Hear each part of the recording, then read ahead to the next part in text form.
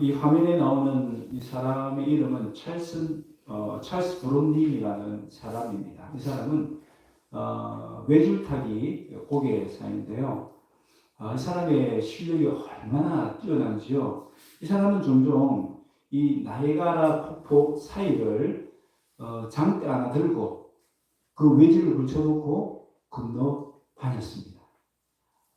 그냥 장대만 들고 다닐 때도 있지만 때로는 손수레를 끌기도 하고 때로는 뒤로 걸어서 건너기도 하고 물구나무 써서 건너기도 하고 그리고 뭐 이 장대 타고 가다가 그 중간에 그냥 들어 누워서 쉬기도 하고 거기서 음식도 먹기도 하고 그러니까 구름대 같은 광정들이 모여서 그 신기한 장면들을 구경을 하는 겁니다. 그 당시는 뭐 TV도 잘 없고 뭐 스포츠 중계도 잘 없고 하니까 볼거리가 그거밖에 없는 거예요. 그러니까 얼마나 많은 사람들이 모여서 그 신기한 장면, 그 뛰어난 재능을 구경하는지 몰라요. 그런데 어느 날 이 사람이 사람들에게 제안을 하는 겁니다. 여러분, 제가 사람을 업고 이 줄을 건널 수 있겠습니까? 사람들이 그동안 이 사람의 재능을 보았잖아요. 그죠? 그러니까 사람들이 다 외치는 거예요. 정말 믿습니다. 그렇게 할 줄 믿습니다. 그때 이 사람이 얘기합니다. 그러면 제 등에 업힐 사람 손 들고 나오십시오. 그랬더니 갑자기 조용해지는 거예요. 아무도 손을 들지 못하는 거예요. 그때 한 사람이 뛰쳐나옵니다. 그 사람은 이 찰스의 일을 도와주는 매니저 헨리라는 사람이었어요. 헨리가 저는 당신을 믿습니다. 실력을 믿기 때문에 제가 업히겠습니다 하고 나왔습니다. 그때 찰스가 헨리에게 이야기합니다. 절대 밑을 보지 말고 힘을 다 빼리라. 이제 너는 헨리가 아니고 이 고개사 찰스 브론든이라고 스스로 생각해. 그리고 균형을 잡으려고 너 스스로 노력하지 말고 그저 온전히 나를 믿고 나에게 모든 것을 맡겨버려. 그렇게 하면 건널 수 있어 라고 조언을 했습니다. 그리고 어떻게 됐을까요? 무사히 건너게 되었다라고 말합니다. 여러분 정말 믿으면요 그 사람 말하는 대로 행동할 수가 있는 것입니다. 오늘 우리의 믿음은 어떻습니까? 우리는 하나님 믿는다라고 얘기합니다.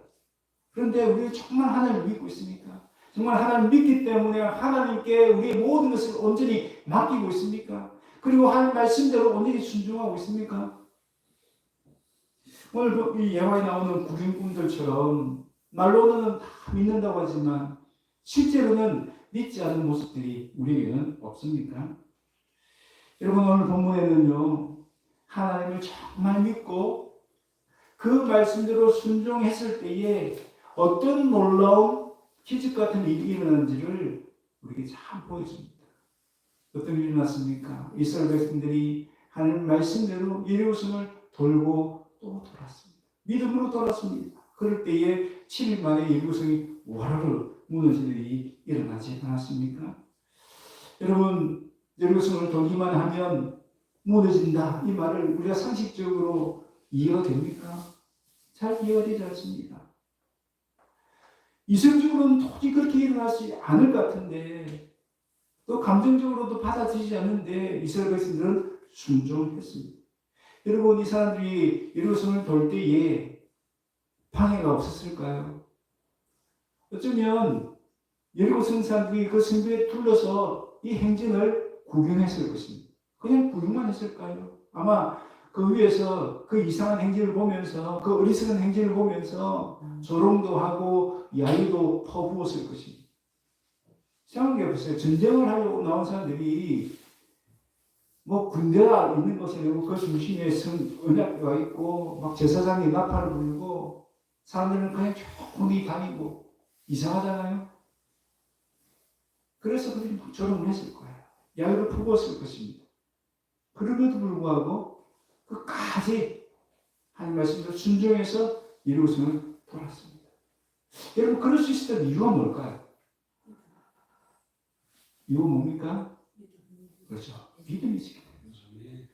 정말 하나님을 믿었기 때문에, 정말 하나님을 믿었기 때문에 내 머리는 이해가 안 되고 사람들이 아무리 조롱을 해도 하나님 말씀대로 순종할 수가 있었던 것입니다.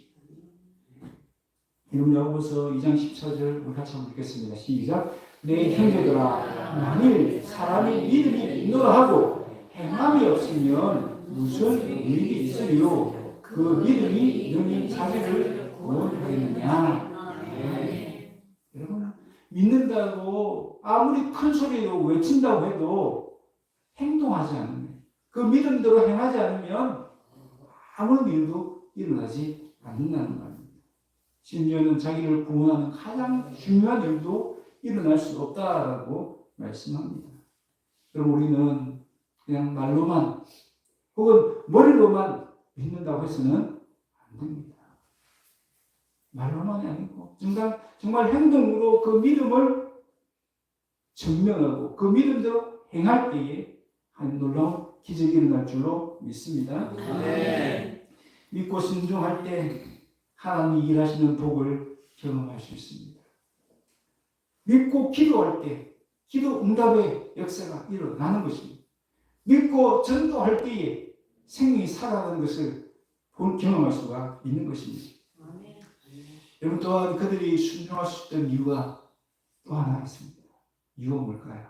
그들이 어떻게 그렇게 순종 잘할 수 있었을까요? 따라합시다. 훈련이 되어 있었기 때문입니다. 훈련이 되어 있었어요. 여러분, 그들은 이미 광야에서 40년 동안 이 순종의 훈련을 해왔습니다. 그들은 아침마다 만나를 주어야 했어요. 살기 위해서는 먹을 챙겨와야 되잖아요. 근데 하나님께서 아침마다 만나를 내주셨는데 그날 먹을 만큼만 다 가져가야 돼요. 만약에 욕심이 생겨서 내일 이제 나오기 귀찮아가지고 이틀치를 딱 내가 가져온다. 그러면요, 그 이틀분은 다 썩어서 먹을 수가 없게 되는 거예요. 아, 주신 대로 내가 받아야 되겠구나. 욕심 부려서는 안 되겠구나. 그래서 매일 아침마다 뭘 훈련하는 겁니까? 아, 주신 것에 만족하고 자족하고 주셨으니 감사함으로 모이는 그런 순종의 훈련을 한 겁니다. 또한 그들은 하나님이 보내신 구름 기둥과 불 기둥으로 인도를 받았어요. 여러분, 구름 기둥이 불 기둥은 하나님의 쌓인 것 같았습니다. 그래서 이스라엘 백성들은 그 구름 기둥, 불 기둥을 보면서 때로는 멈추기도 하고, 때로는 출발하기도 하고, 때로는 이리 가기도 하고, 저리 가기도 했습니다. 여러분, 하나님이 구름 기둥, 불 기둥으로 인도하실 때에 그들에게 세세하게 설명했을까요? 지금부터 1km 갈게, 2km 갈게, 준비해. 그렇게 했을까요? 아닙니다. 그냥 서면 멈추고, 구름 기둥이 이동하면 따라가고, 훈련이 되는 훈련이. 그렇게 계속 훈련을 하는 거예요. 하나님을 따라가는 훈련. 그것이 이가 되든 이가 되지 않든, 하나님이 세상에 설명하든 설명하지 않든, 하나님이 명령하셨으니까, 하나님께 오라고 하셨으니까 그대로 따라가는 훈련. 그리고 훈련이 되어 있었기 때문에 지금 여리고성을 돌라는 이 명령도, 그죠? 아무 군소리하지 않고, 원망 불평하지 않고 그대로 순종할 수가 있었던 것입니다. 아멘. 여러분, 디모데전서 4장 8절에 보니까 이런 말씀이 있어요. 육체 연단은 약간의 유익이 있으나, 이 연단의 말은 훈련의 뜻도 되고요, 운동이라는 뜻도 있습니다. 여러분, 우리가 건강하게 위해서 늘 빠지지 않는, 식경영 중에 빠지지 않는 게 뭡니까? 운동이잖아요, 운동. 의사들도 다 운동하라 하고, 적절히 잘 운동하라고. 이런 운동을 왜 강조합니까? 그것이 우리 유익이 되니까. 이 육체의 연단도 약간의 유익이 있는데, 경건의 연단, 경건의 훈련은 범사에 유익하다고 해요. 모든 면에서 유익하다는 겁니다. 경건의 훈련을 하면요, 내 정신적으로 건강해지고 다른 사람들의 관계도 온전해지고 내 마음의 평화가 있고 그래서 경건의 훈련이 정말 중요하다. 금생과 내생에 약속이 있다. 이 세상과 앞으로 올 세상에 장차 올 세상에서 생명을 복을 주신다라고 말씀을 하고 있는 겁니다. 그래서 우리는 경건의 훈련이 정말 중요합니다. 여러분 하나님은 우리의 이런 경건의 훈련, 영적인 훈련을 시키세요. 살다 보면 우리가 때로 어려운 일 만나고 또 힘든 사람을 만나기도 하고 다 무슨 과정입니까? 그 광야 같은 세상에서 우리를 연단하시고 훈련하시는 과정인 거예요. 그래서 우리가 그런 어려움을 당할 때 나는 이렇게 힘든 일만 만나지 왜 하나님 나를 괴롭히시지? 라고 생각할 것이 아니라 어떻게 생각해야 됩니까? 하나님 나를 훈련시켜 주는구나. 나를 연단하고 계시는구나. 그렇게 믿음을 받아들여야 돼요. 그렇게 하면 우리가 더 영적으로 성숙하게 되고 더 하나님 앞에서 인내할 줄 알게 되고 우리의 성품이 다듬어지게 되는 그런 은혜를 누릴 수 있는 것입니다. 여러분 최고의 군인은 탄생하는 것이 아니고 훈련을 통해서 만들어진다라고 했습니다. 여러분 지금 이스라엘 백성들이 여리고성을 무너뜨리는 정말 최고의 군인이 될 수 있었던 이유가 뭡니까? 그런 광야에서 훈련이 되어 있었기 때문입니다. 마찬가지로 하나님은 우리를 최고의 군인으로 만들기 위해서 하나님의 군사로 세워주시기 위해서 힘들고 어렵지만 이런 경건의 훈련을 우리에게 주시는 줄로 믿습니다. 네. 이런 훈련을 통해서 여러분 영적인 우리 눈앞에 있는 영적인 여리고성들을 다 무너뜨릴 수 있는 그런 하나님의 군사들이 다 될 수 있기를 주의 이름으로 축원합니다. 네. 하나님은 17절 19절에서 여리고성을 무너뜨린 이스라엘 백성들에게 이제 해야 될 일을 알려주십니다. 그냥 무너뜨리는 것이 목적이 아니라는 것이죠. 그 무너뜨리고 나서 해야 될 중요한 일 두 가지를 말씀해 주시는데요. 첫 번째는 그 안에 있는 모든 것을 하나님께 바치라는 것입니다. 좀 더 구체적으로 얘기하면 성 안에 있는 남녀노소, 소와 양과 나귀를 다 죽이라는 것입니다. 그리고 은금과 모든 물건에 손을 대지 말고 하나님께 다 바치라고 명령하십니다. 만약 바친 물건에 손을 대면 너희들이 고통을 당할 것이다 라고까지 경고를 하십니다. 여러분 이것만 보면 하나님 너무하시다. 하나님 너무 잔인하시다. 어떻게 남자들, 군인들 죽이는 것은 어쩔 수 없다 치더라도 어떻게 어린아이들까지 어떻게 노약자들까지 그렇게 다 죽이를 하네요. 너무 잔인하다, 끔찍하다 라고 생각할 수 있습니다. 그러나 이 가나안 정복 전쟁의 성격이 뭡니까? 단순한 이 세상의 전쟁이 아니에요. 단순히 땅을 정복하는 그런 전쟁이 아닙니다. 이 전쟁은 영적인 전쟁입니다. 죄를 진멸하는 영적인 전쟁이기 때문에 그 모든 죄의 잔재가 있거나 죄를 전념시킬 수 있는 모든 것들을 다 박멸하라는 의미인 것이죠. 여러분 죄는 코로나 바이러스처럼 전염성과 치명성이 있지 않습니까? 여러분 죄가 얼마나 잘 전염됩니까? 또 죄의 결과는 치명적입니다. 사망입니다. 그렇기 때문에 하나님은 이스라엘 백성들을 살리시기 위해서 이 여리고성 안에 있는 모든 생명을 다 진멸하라라고 하신 것입니다.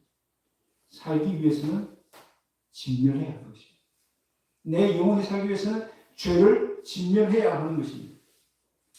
여러분 어느 지역에 조류독감이 퍼졌다, 그 농장이 발생했다 하면 어떻게 합니까? 그 지역에 있는 그 지역으로부터 3km 혹은 10km 반경 안에 있는 모든 농장의 조류들을 다 살치고 합니다. 너무 잔인하죠. 끔찍하죠. 그 일을 했던 사람들 들어보면 너무 끔찍해서 트라우마가 생겼다. 정신적인 고통을 받았다는 사람이 참 많아요. 그런데 왜 그렇게까지 합니까? 그렇게 해야 나머지 다른 지역 더 많은 조류들을 살릴 수 있기 때문에 그렇죠.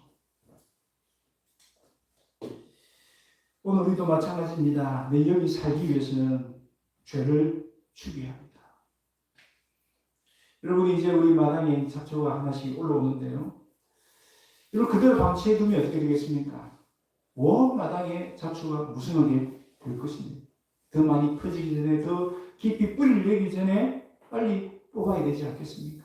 마찬가지입니다. 우리 마음에 죄가 없습니까? 죄는 마치 잡초처럼 늘 우리 마음에 자라는 것을 보게 됩니다. 우리 안의 죄, 또 우리 공동체 안의 죄, 보이는 대로 다 뽑아야 됩니다. 하나님은 죄와 싸우되 피 흘리기까지 싸우러 가셨어요. 대충 싸우면 안 된다는 것이죠. 피 흘리게 싸운다. 정말 처절하게 싸워야 된다는 뜻입니다. 왜 그렇습니까? 죄와의 싸움에서 지고 죄에 사로잡히고 죄에 빠지면 다윗처럼 구원의 즐거움을 잃어버릴 수 있기 때문입니다. 영적인 생명력을 잃어버리고 무기력함에 빠질 수밖에 없기 때문입니다. 그런데 오늘은 어떻습니까? 이전에 어떤 시대보다 오늘 시대는 죄의 유혹이 훨씬 더 많고 더 강력한 것을 볼 수 있습니다. 그리고 우리가 쉽게 이 죄의 유혹에 넘어가는 이유가 뭡니까? 성경에 보니까 야고보서 1장 14절 오직 각 사람이 시험을 받는 것은 자기 욕심에 끌려 미혹 때문이라고 말씀하셨어요. 욕심 때문인 거죠. 저와 여러분 한번 보세요.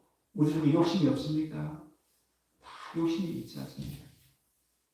아주 기본적인 먹는 욕심부터 해가지고 얼마나 많은 욕심들이 우리 마음에 찾아오는지 몰라요. 그래서 하나님은 욕심을 물리치라고 명령하셨습니다. 요한복음 12장 15절 같이 한번 읽겠습니다. 시작. 너희는 조심하여 온갖 탐욕을 멀리하여라. 세상이 차고 넘치더라도 사람의 생명은 거기에 달려있지 않다. 여러분 욕심을 한번 생각해 보십시오. 욕심은 채운다고 다 채워질까요? 안 채워. 욕심이 끝이 없어요. 그죠? 앉아만 있으면 좋겠네 라고 했는데 앉아있는 거 만족합니까? 누워야 되잖아요. 돈이 이 정도만 있으면 좋겠네 라고 만족합니까? 그 정도 채워지면 또 더 많이 끝이 없어요. 우리에게 욕심을 부린다고 해서 욕심의 문제가 해결됩니까? 해결 안 돼요. 보십시오. 사람의 생명은 거기에 달려있지 않다. 욕심을 채운다고 해서 그것이 우리에게 정말 생명을 주지 못한다라고 말씀하지 않습니까? 여러분, 욕심이 그 정도 문제가 아니잖아요. 야고보서 1장 15절 욕심이 얼마나 심각한지 말씀해 줍니다. 욕심이 잉태한 적 죄를 낳고 죄가 장성한 적 사망을 낳는다. 죽음의 원인은 뭐라고요?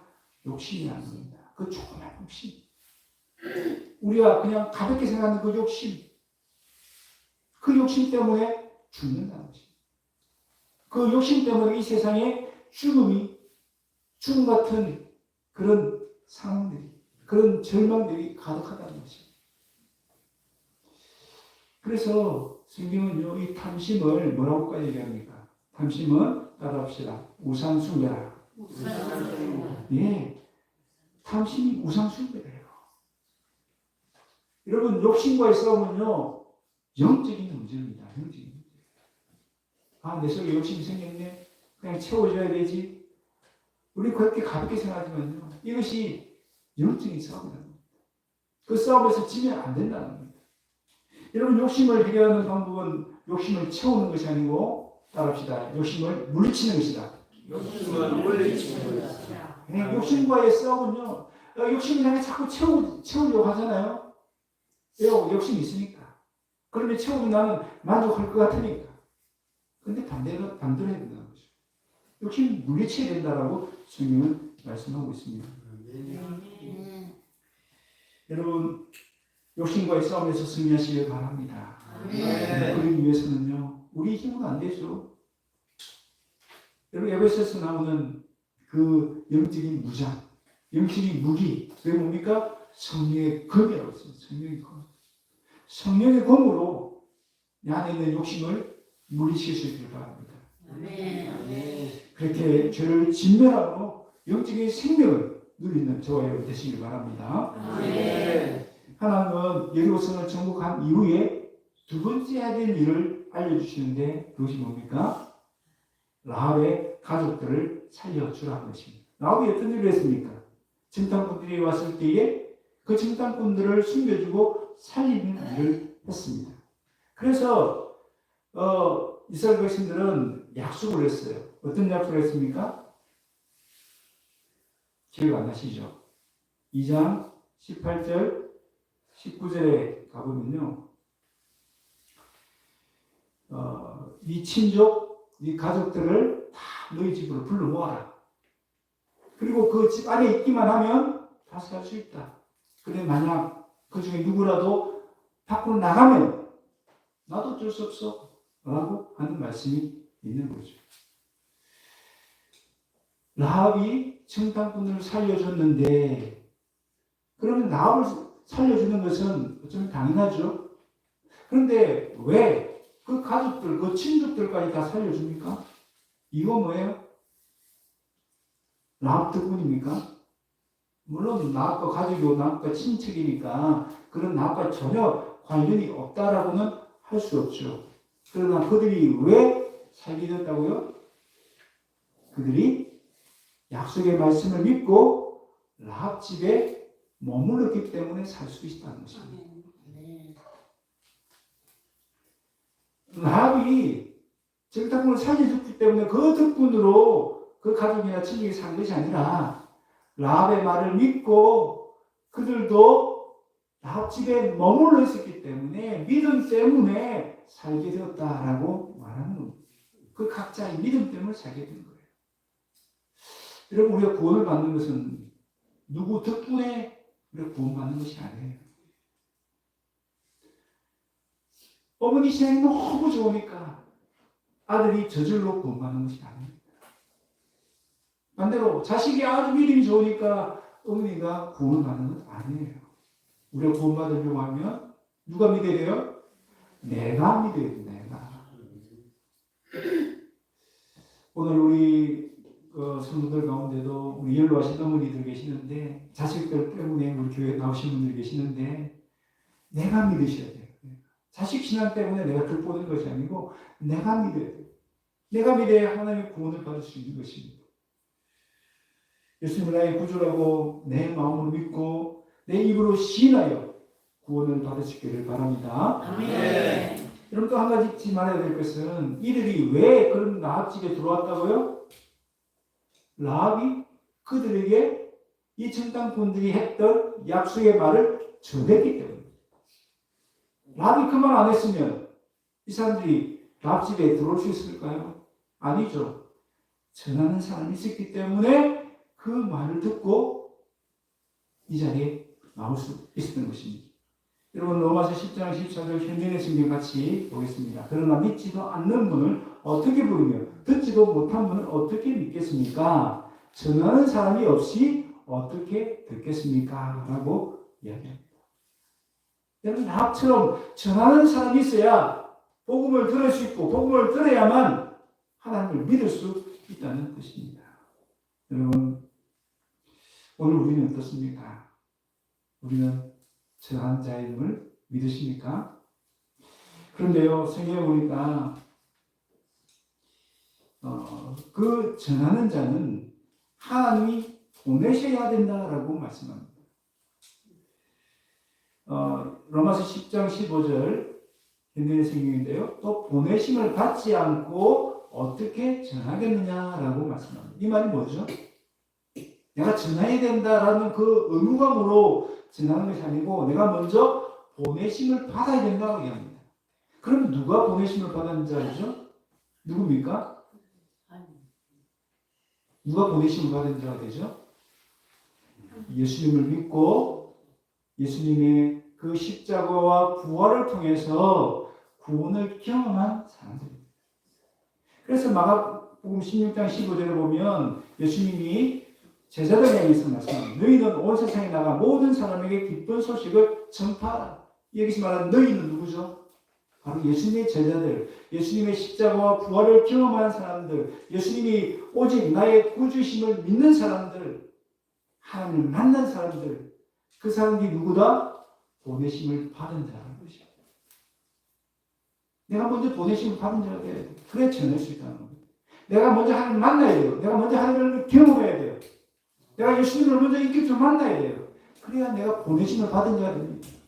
그래야 진정한 증인이 될 수 있고 전하는 사람이 될 수가 있는 것입니다.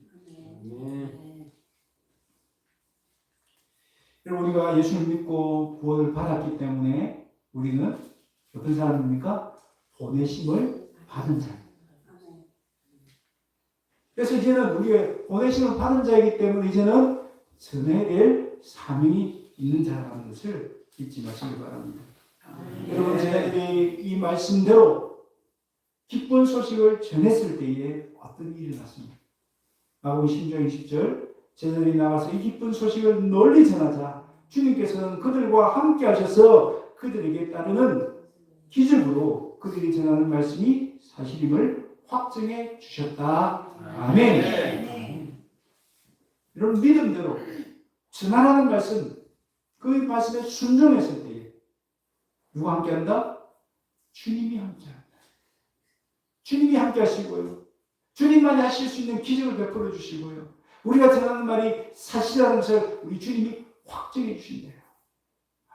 여러분, 얼마나 감사합니다. 여러분, 우리가 복음을 전하는 거 쉬운 일이 아닙니다.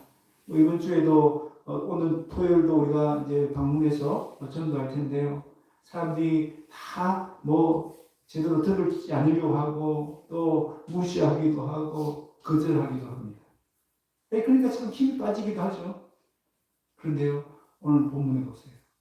전하면 주님이 함께 하십니다. 전해야겠다 의무감을 가지면 아무리 후회는 하지 않죠. 전해야지 마음에 부담감을 가지고 있다고 해서 전해지지 않잖아요. 하나님 함께 하시지 않잖아요. 믿고 순종해서 전하면 주님이 함께 하시고 주님이 그들의 마음을 열어주시고 그들이 믿음으로 주님을 고백하고 받아들일 수 있는 은혜가 임하게 된다는 것입니다. 오늘도 우리의 기쁜 소식을 전할 때 성령님이 함께 하실 줄로 믿습니다. 성령님이 우리에게 담대한 믿음을 주시고 성령님께서 그들의 마음을 열어주실 줄로 믿습니다. 그러므로 우리 보냄을 받은 자로서 라합처럼 이 복음의 기쁜 소식을 힘써서 전할 수 있기를 바랍니다. 내가 전해야 그들이 들을 수 있습니다. 그들이 들어야 하나님을 믿을 수 있고 하나님을 믿어야 그들이 살 수 있는 것입니다. 여러분, 우리가 그 영혼들을 살리기 위해서 순종해야 될 줄로 믿습니다. 말씀을 맺습니다. 믿는다고 말로만 떠들고 머리로만 생각하면 하나님의 귀한 말씀에 순종할 수 없습니다. 정말로 하나님을 믿어야 되고요. 또 영적으로 훈련되어 있어야 그 말씀에 순종할 수 있습니다. 순종하지 않으면 하나님의 기적을 경험할 수 없습니다. 우리가 이해가 되지 않아도 순종하면 여리고성이라도 무너뜨릴 수 있습니다. 죄를 진멸하는 명령에 순종하면 내 영이 살 수 있습니다. 또한 복음을 전하는 명령에 순종하면 죽은 영혼도 살릴 수 있습니다. 내 영혼이 살기 위해서 순종하고 또 다른 영혼을 살리기 위해서 순종하는 저와 여러분 다 되시기를 주의 이름으로 축원합니다. 우리 시간의 말씀을 붙들고 같이 한번